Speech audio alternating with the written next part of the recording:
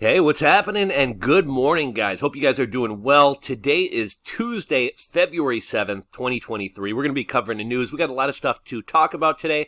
A lot of stories about the economy, a lot of business stories. Google is going to be rolling out something called BARD. It's an AI competitor to ChatGPT. YouTube Shorts began being monetized. Twitter is now paying Twitter Blue users part of ad revenue based on the ads that are seen on those people's tweets. We got Biden's State of the Union address and a whole lot more to cover in today's video. Before we jump into things, shout out to the sponsor of today's video, Refersion. Refersion is an affiliate management platform. So if you have an e-commerce store, if you have a Shopify store, and you're looking to roll out an affiliate program, check out Refersion. I manage affiliate programs for 4 or 5 different businesses. I use Refersion to manage all of them. I also help a lot of clients get affiliate programs set up and help them recruit some affiliates to get started. I use pretty much exclusively Refersion. I think in the past couple of years, I've only used a different site than Refersion a couple of times. Great platform, very easy to use. You can set out auto payments going to your affiliates each month with PayPal, and it's a great alternative to the traditional influencer model. Make your influencers actually work for the money that they're earning as opposed to just getting paid for a post that may or may not drive you any sales and that may or may not bring you any traffic. So link in the description box below for them. A lot of stuff to cover today and not a lot of time to go through it, so let's start moving. YouTube Shorts began monetization on February 1st. If you are a YouTube content creator, if you're part of the YouTube partner program, make sure you log into your account. You should see a notification bar at the top. You will have to accept the new ad terms, and after that, your videos will be able to be monetized as shorts if you create shorts. In order to get into the shorts program, if you're not already a YouTube partner, you must have 1,000 subs and 10 million shorts views, or you have to have previously been a member of the YouTube partner program. The content you upload must be yours and not somebody else's, so you can't take TikToks and re-upload those to YouTube Shorts. Ads are going to play in between feeds, so maybe every 3 shorts, every 5 shorts, there's going to be an ad, and the money will be paid out as a pool. Beginning, YouTube is going to be sharing 45% of the revenue, and how much you get out of that pool will depend on how much watch time your shorts have. You don't have to have the ad directly above or below your short in order to get paid. Again, this is a pool, and everybody is getting paid out. ChatGPT has been all the rage for the past couple months, and we've heard that Google was having code red meetings. They were worried that Microsoft was going to eat their dinner, and so Google is announcing an all-new AI program, a chat response program called BARD AI. It has now opened up to public testing, but it's kind of a beta thing. Not everybody has access to it, and Google is saying that this will rival ChatGPT. It will feature... So it will feature in search. So when ChatGPT was coming out, we learned that Microsoft is a big investor in ChatGPT, and sometime later this year, if you guys use the Bing search engine, which I know nobody really does, but if you use the Bing search engine, which it may wind up getting better with ChatGPT, ChatGPT will be part of Bing searches. Well, Google was kind of worried that their search business was in jeopardy, so they've kind of rushed to roll out BARD AI. And if you guys have ever Googled an answer to a question and you get kind of that like featured snippet or knowledge box at the top of search where you oftentimes get the answer in the Google search without actually even having to visit the website, and Google will highlight the important or relevant parts. Basically what it looks like is that area of searches is going to be replaced by AI answers. I think they're saying that this system will be able to break down and distill complex information into an easy digest format that even a 9-year-old could understand. They gave an example of explaining the James Webb Telescope to a 9-year-old, and this could potentially really revolutionize search on Google and Microsoft. And also, if you guys are an SEO, or really even if you're not an SEO, if you own a business and you care about, or a website, and you care about showing up in search, this is going to change everything. Previously, whereas somebody may have had to come to your website to get an answer to a question, now Google's BARD AI, and in the case of Bing ChatGPT, they're going to use your website and your information to train the AI to then give answers without somebody having to visit your website. So we may wind up seeing search traffic going down, especially if you have kind of like informational type pages. Article according to the information.com, apparently Musk's Twitter Blue has only has 180,000 subscribers to date. But one thing that's kind of interesting, Twitter will be sharing ad revenue with Twitter Blue verified users. So those 180,000 people who paid to be verified on Twitter, kind of like the YouTube Partner Program or the YouTube Monetization Program, these creators will be able to earn a portion of that ad share. This applies to ads that appear in a creator's reply thread. So if you send out a tweet and then there's a bunch of discussion going on below it, any ad revenue generated by that discussion, you will get a share of. Kind of interesting. I don't know how many of you guys are on Twitter. My Twitter account was recently unsuspended. I've never really loved Twitter. I have kind of wanted to support Elon Musk. It's kind of, I'm not a big Elon Musk fanboy, but I also don't like when everybody picks on one person for no reason. Elon Musk didn't want to play the games that the rest of big tech was playing. Elon Musk, isn't necessarily willing to push certain agendas and just kind of wants everybody to be able to say what they want to say, and everybody's acting like that's the worst thing in the world. So, I would encourage people to use Twitter if for no other reason than, everybody seems to be attacking Elon Musk, and it doesn't really seem to be right or fair. This comes on the heels of YouTube launching monetization for Shorts, the Twitter monetization. But one thing, unlike other social media platforms, creators will have to have an active Twitter Blue subscription, plus meet the eligibility requirements to be able to get monetized from their tweets. Tonight at, I believe it's 8 o'clock Central Time, we got Biden's State of the Union address. He'll reportedly be calling for a tax on billionaires. And I think one thing that will be interesting to see, does he acknowledge the tough times that the American people are facing? Is he going to acknowledge that, it's hard on low-income and middle-income families when eggs are up 60%, when everything's costing more, when rents are up? Will he acknowledge the tough times that we are facing? Or will he do a victory lap talking about the fake job numbers and how he's created more jobs and unemployment is lower than it's been in 20 years? Obviously, I think we all realize that the economy is not doing well. I think a recent survey came out that said 44% of Americans say they're doing worse since Biden took office. I'm actually kind of surprised it's not more than that, since the inflation really took off since he's been in office. But I'll be curious to see if this is a victory lap or kind of if he acknowledges the tough times that we're facing. Wall Street Journal had an interesting article. It was titled "The Retreat of the Amateur Investor." It profiled young investors who made millions during the Mexican beer cough period. There was one guy, he made $1.5 million. He was buying fancy cars, taking trips, paying for his friends' travel, renting Lamborghinis. The good times have come to an end, and he's now working at a deli in Las Vegas for $14 per hour. When the S&P 500 is going up 33% a year, everybody thinks they're a genius, but markets don't always act like that. And you're probably not as good of a trader as you thought you were. Unless you're Nancy Pelosi or Paul Pelosi and have access to inside information to where you can beat markets, beat Buffett, beat the professionals. Most of us aren't going to beat the S&P 500.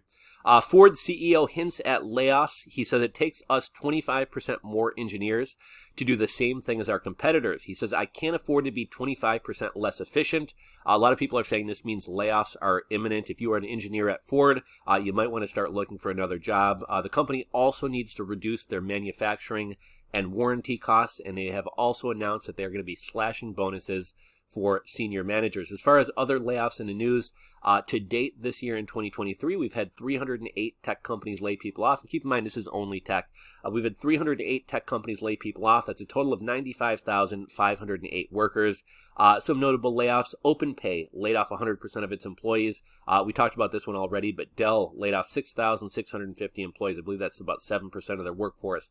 Logi laid off 300. Drift laid off 59. Pocket Aces laid off 50. Clary laid off 20. Derez laid off 11%. There were a number of other companies who did layoffs but did not disclose the number. There was a recent article on Yahoo News' lifestyle section, which came from NBC News. The article was titled, "The Remote Workers Have Left, but the Housing Havoc They Created Remains." Obviously, during the Mexican beer cough period, everybody was working remotely. We saw a lot of people getting out of cities, moving to tourist areas, moving to rural areas, moving out near national parks. And even though, a lot of companies have begun calling people back into the office, a lot of people have realized that maybe rural living isn't for them, or they've realized that their rural living neighbors hate them. Somebody who comes from California and moves to rural Idaho may not be well received in the community trying to start an HOA. But let's see, we got some notes here. Remote workers who ventured out to rural areas. Okay, let's see. Okay, so the article talks about how people who grew up in these areas or lived in these areas for their entire lives are now being priced out of their homes, are now being priced out of the area that they grew up. We're beginning to see a shift back into offices, and a lot of people are moving back to cities. Other people have realized that they've hated remote living, or that the communities that they moved to wind up hating them. There was a story of somebody from California moving to a rural area trying to start an HOA. A big part of the reason people move to rural areas is so that they don't have nosy neighbors and they can do what they want with their property. They talk about a city called Springdale, Utah, which is near Zion National Park. Awesome place. If you haven't been, highly recommend checking it out. Two cool things you got to see when you're there: Angel's Landing and I'm having a brain fart. But there's this hike you can do where you're hiking through water. Oh, it's called the Narrows. Must see. I was actually out there last summer. But the article went on to say that there's no housing for service workers. You know, the people who work in the parks, the people who work in the businesses and the restaurants and the coffee shops around there, they can't afford to live. Home prices are up 60%. Rent prices are up 60%. Let's see. These price rises are driven by out-of-staters buying second homes or moving to the area, as well as people buying up and leasing Airbnb properties. And the developers who are building homes in these areas are not building affordable homes for local residents. They're catering to transplants and building expensive homes. Another thing that was kind of interesting, there was a guy who moved to some area near a national park, and he found, maybe it was Colorado near ski resorts. Anyhow, he found that landlords would only do 9-month leases. Why would they only do 9-month leases? Well, 9 months out of the year, it's not really a tourist area, so they're happy to have a stable tenant in there. But from, May to August or whenever it is, you can get big money doing short-term rentals, leasing it out through Airbnb. So they don't want to tie up those really, really profitable 3 or 4 months with somebody who's only going to be paying a standard rent, which obviously, you can make more money off Airbnb than you can somebody just paying you monthly for a place. We got an article from WTOP. It said that it was titled, "College Degrees Are Losing More Career Clout." More and more companies are dropping 4-year degree requirements as a job requirement, even for senior level roles. HR companies, 53% of HR companies reported that they had dropped the bachelor's degree as a requirement. And let's see, for so many jobs, okay, so they said for so many jobs, it's an arbitrary requirement that's keeping out great candidates and people who may be great at that job. And what a lot of companies are doing, they're opting for aptitude tests instead of just a college degree. Finishing college doesn't mean you're smart. It doesn't mean you're prepared for the job, and it doesn't necessarily mean you're going to be a good employee. Article from CNN Business. The CEO of America's second largest bank, Bank of America, is preparing for a possible U.S. debt default, and Biden will likely address that during tonight's State of the Union. This is kind of an interesting story. AMC has begun charging different prices for movie tickets based on where your seats are. They'll apparently offer 3 tiers: a value tier, a standard tier, and a preferred tier. Not really clear, whether closer up to the screen is going to be more money, further back is going to be more money, center seats are more money. But how crazy is that movie theaters are going to start charging just like a concert or a baseball game or something like that? Movie theaters years ago were struggling. They were actually doing really well right before the Mexican beer cough kicked off. People really liked the recliner seats. People started ordering, meals and food and drinks and alcohol at movies. Obviously, movie theaters were making a lot more money, but then the Mexican beer cough hit. Ever since, movie theaters have been struggling. We had this surge of people wanting to get back out and be social. And while some people did return to the movies, the movies aren't necessarily a social thing. If you've been locked in your home for 2 or 3 years and you're finally let out, you're probably more likely to go to a bar than you are a movie theater. Shares of AMC are down 51% in the last year. And I think a lot of people have also gotten used to the idea that you can rent and stream movies at home, and you don't necessarily have to go to the movie theater. I didn't confirm this for myself, but I saw a lot of people complaining online that Hootsuite, which is a social media platform that allows you to schedule future posts and kind of manage a social media calendar. A bunch of people online were complaining that, they used to pay $5 a month. Over the years, the fee has continued to go up and up and up, but I guess now the basic plan people are saying is $150. Again, I didn't get a chance to confirm that, but I guess nonetheless it is going up. I'd suggest you guys check out Later. If you only need one social set, they're only about $29, and I've tried pretty much all of these social media management platforms, and Later is by far the best one in my experience. We got an article from Zero Hedge. Congress is set to expose what may be the largest censorship system in U.S. history. I think we've all known that social media was heavily censored and pushed certain narratives. Everybody knew this, but I think there was never really hard proof of it. We learned that from within Twitter's own ranks, they had dozens of FBI agents working for them, even in executive positions. And newspapers and really anybody determined by Twitter to have been, quote unquote, voicing anti-Ukraine narratives was reported and shadow banned on the social media platform. So if you wonder, why there's so much propaganda about Ukraine, if you've wondered why there's such a pro-Ukraine message, if you've wondered why nobody's, allowed to question, why don't we have peace talks? What's the purpose of all this? What is the end game? Is our money being misused? You're not allowed to say that stuff on social media, which is very, very weird. For years, a lot of people said free speech only applies to the government, not private companies. Well, what happens when the government is working in and controlling private companies? That seems like a violation of free speech. How did the FBI respond to these non-disputable facts? They called it conspiracy theories and misinformation. We talked about Dell cutting 6,650 jobs due to a quote-unquote challenging global economic environment. That's somewhere between 5 and 7% of their workforce.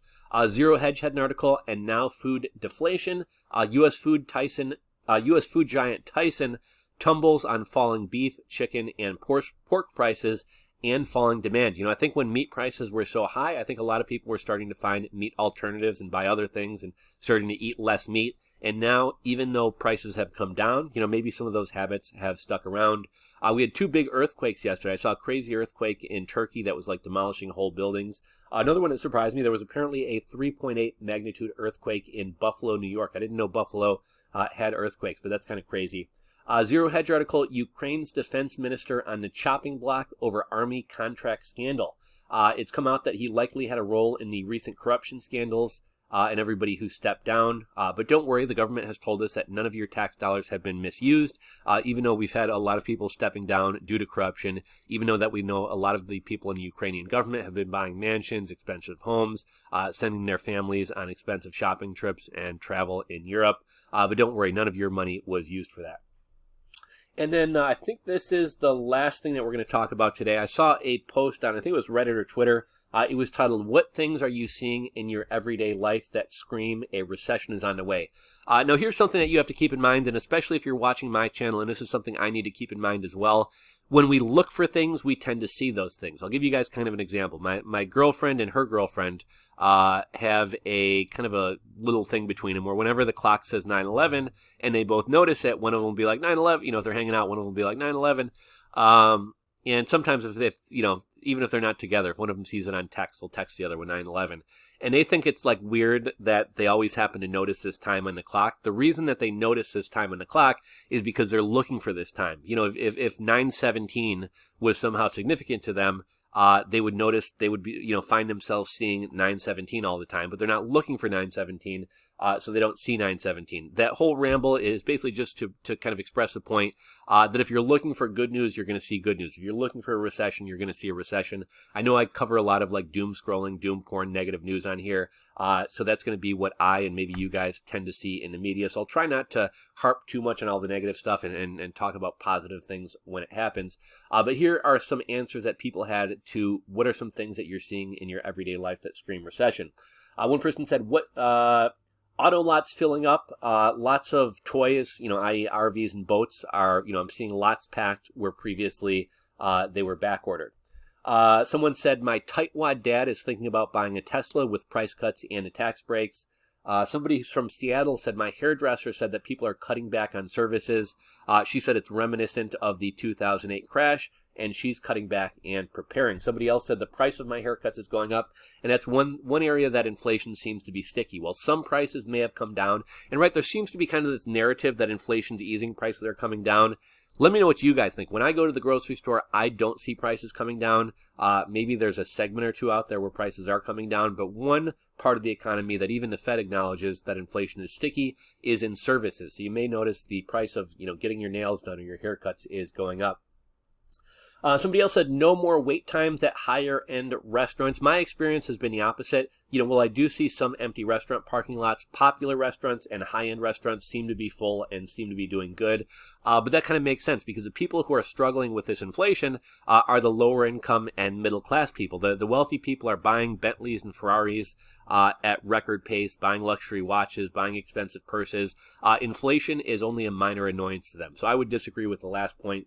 Somebody else says, I live in Seattle. Me and my friends are going out less. Another guy said, I'm a server and more people are ordering water instead of cocktails or soft drinks. There's a huge uptick in pets being returned to shelters. Personally, I think this is probably less about the economy and more just people were at home, they were bored, they made an impulse buy and got a pet to keep them company. And now that the beer cough is over and they can go out to bars, they don't want to have to worry about coming home and letting a dog out. We see the same thing. A lot of people around Easter buy bunnies for kids, and then 6 months later they want to get rid of the bunny because it's no longer Easter.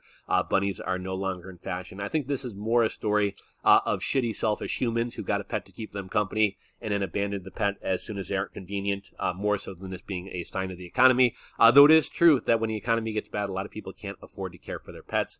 Somebody said, my friend who does OnlyFans just got a real job. Someone else said, I work for an emergency food relief center. We've been busier than ever, the third highest demand for assistance ever. My boat club is offering a $3,000 discount off initiation fees. Another guy said, I'm a recruiter. I have a low amount of jobs to fill. Somebody else said, construction contractors are finally calling you back looking for work. Another guy said, McDonald's breakfast is now like $8. Remember, you used to be able to get like a coffee or an orange juice, a hash brown, and a breakfast sandwich for what, like $3? Now it's $8. We talked in a video last week about how hash browns are now $3.99 a piece in some markets. People being okay with paying $1,000 a month for 6 years for a car. People I know are hesitant to book a vacation or do home repairs. They're worried about being laid off. Someone else says how trendy bank fraud has become on Instagram and TikTok. Another guy said grocery prices. Businesses and workplaces are scaling back on cleaning services. Somebody said my office stopped providing coffee and paper plates and a lot of the other little things that they used to provide in the break room. Grocery store prices continue to rise while sizes of packaging get smaller.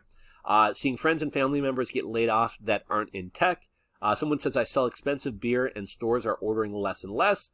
Another guy says I sell custom kitchen tables to tech folks. I can't even get a scammer to call me back on my ads. And lastly, somebody says PC sales are off peak by 30%. So that's the news for today, guys. Let me know if there's anything I missed. Let me know if there's any stories you want me to share on tomorrow's video.